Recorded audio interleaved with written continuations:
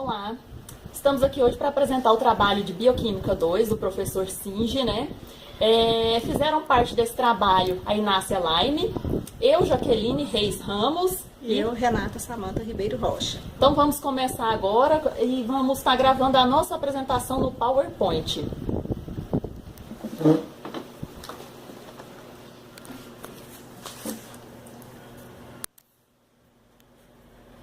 O nosso tema é o sistema endocannabinoide, novo paradigma no tratamento da síndrome metabólica. Vamos iniciar falando um pouco sobre a cannabis sativa. A cannabis sativa tem sido cultivada pelos homens há mais de 5.000 anos, para fins comerciais, medicinais ou recreacionais. A maconha representa a droga ilegal mais consumida no mundo ocidental. Os relatos sobre o efeito estimulador do apetite da cannabis, sobretudo para alimentos doces e palatáveis, datam de 300 anos depois de Cristo. Nos anos 80, os compostos ativos da cannabis eram utilizados para estimular o apetite e reduzir náuseas, vômitos em pacientes com câncer. A cannabis teve sua evolução estimulada e conduzida para a medicina após a descoberta do seu principal princípio ativo, o tetrahidrocannabinol, conhecido também como THC. Seus principais derivados utilizados na prática médica são o Dronabinol e a nabilona. Em 1988, um sítio de ligação para o THC foi identificado no cérebro de ratos e em 1990 foi clonado o primeiro receptor canabinoide. Após a identificação de um segundo receptor, ficou definida a nomenclatura de CB1 e CB2 para os receptores. O CB1 é o receptor mais abundante. Ele faz parte dos receptores da membrana ligados à proteína G, que está no cérebro, enquanto que o CB2 está presente nas células do sistema imunológico. Há evidências farmacológicas e fisiológicas sugerindo a existência de outros subtipos de receptores que ainda não foram clonados. Os receptores CB1 estão presentes no trato gastrointestinal, envolvidos no controle alimentar, sugerindo um possível papel do sistema endocannabinoide na modulação de alimentação através de uma sinalização intestino-cérebro. O sistema canabinoide. Os receptores canabinoides, os endocannabinoides e as enzimas que catalisam sua síntese e degradação constituem o sistema endocannabinoide. Uma interessante característica do sistema é que ele age sob demanda. Isso significa que é acionado apenas quando necessário e funciona para reparar ou modular a função de outros mediadores. No início da década de 90, foram descobertos dois agonistas endógenos dos receptores canabinoides, a anandamida e a 2-AG, sendo atualmente designado como endocannabinoides. O primeiro antagonista específico do receptor CB1 endocannabinoide foi descoberto em 1994. Sendo denominado de rimonabant, uma substância que vem sendo estudada como modulador de apetite, agente para o controle do tabagismo e principalmente para o controle de fatores de riscos ligados à obesidade visceral. O antagonista específico do receptor CB2, SR-144-528, futuramente poderá ser usado em pesquisas com a finalidade de modular a resposta imune. Eles serão utilizados no sistema imunológico. É de fundamental importância para o conhecimento médico entender que os agonistas endógenos e os receptores se expressam em vários outros órgãos. Esse receptor é o CB1, da periferia. Em atenção especial deve ser dada a sua presença no tecido adiposo. Os primeiros antagonistas endógenos dos receptores canabinoides A anandamida e a 2-AG são derivados de ácidos graxos poliinsaturados de cadeia longa, principalmente do ácido araquidônico.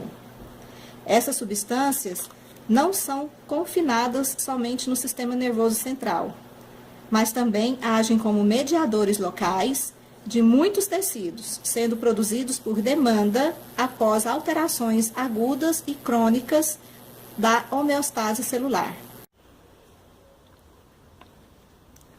Os endocannabinoides agem como mensageiros cerebrais retrógrados.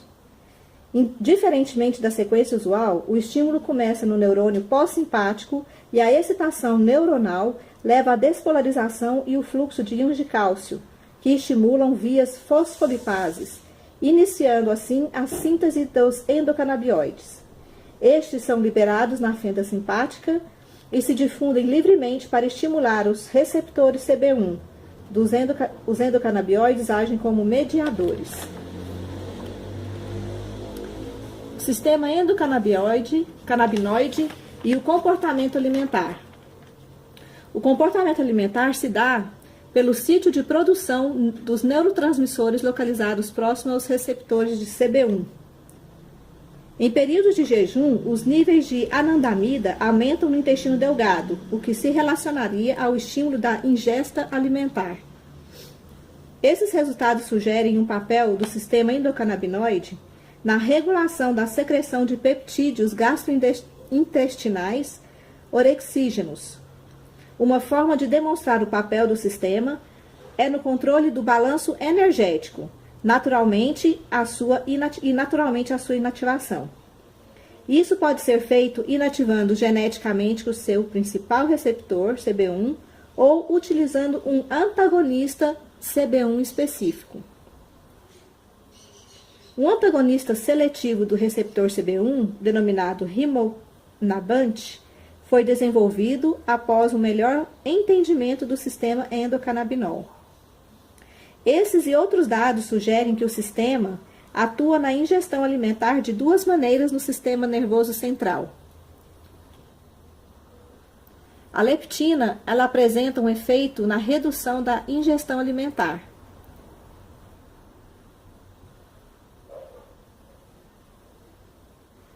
A via sistema mesolímbico reforçando e incentivando a procura por alimentos com capacidade de proporcionar mais prazer. E a via hipotálamo age sob demanda para induzir o apetite, modulando ou regulando substâncias orexígenas ou anorexígenas quando de uma restrição alimentar. Os receptores endocannabinoides não estão... Bom, evidências do papel do sistema endocannabinoide na síndrome metabólica em modelos animais. O tecido adiposo é fundamental para a fisiopatologia da síndrome metabólica, devido à função armazenadora de energia, à função endócrina do adipócito, ao conceito da deposição ectópica de gordura e ao papel do sistema PPAR, entre outros.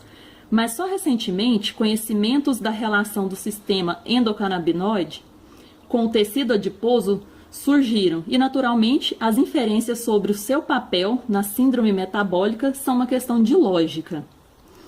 O fígado é um importante sítio de metabolismo da glicose e de lipídios.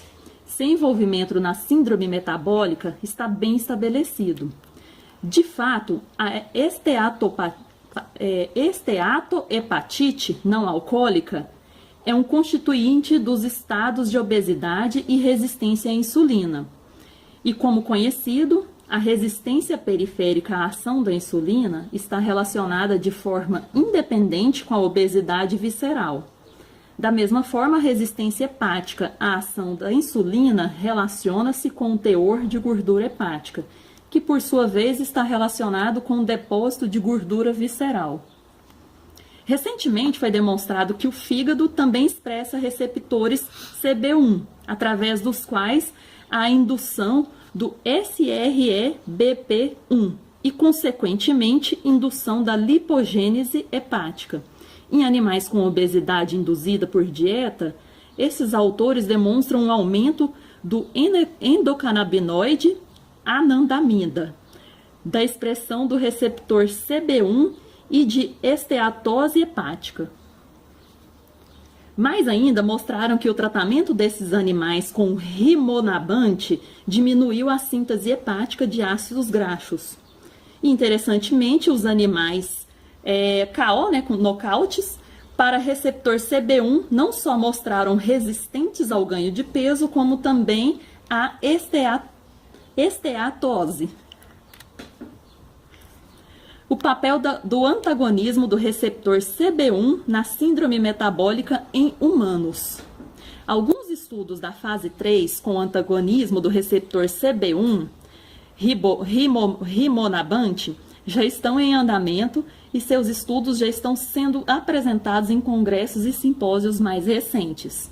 O objetivo desses estudos foi a avaliação do papel do rimonabante no manejo da obesidade, na manutenção da perda de peso, prevenção da recuperação do peso após a perda inicial e melhora dos fatores de riscos relacionados à obesidade, como diabetes e dislipidemia.